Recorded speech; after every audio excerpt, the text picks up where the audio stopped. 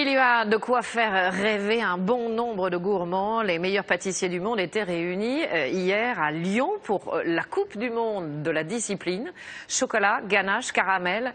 L'équipe de France a choisi de rendre hommage aux 24 heures du Mans, ce qui est plutôt surprenant pour un dessert, mais leur audace a séduit le jury. Sur place, Benoît Gadret.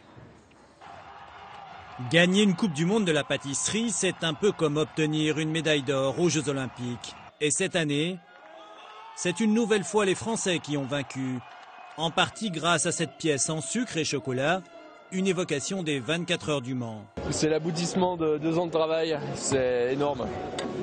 C'était dur et on y est arrivé, donc c'est le principal.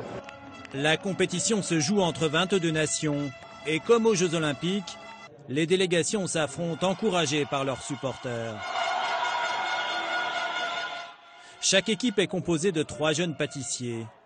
En 10 heures de temps, ils doivent composer des sculptures en sucre et chocolat, des entremets, des desserts à l'assiette.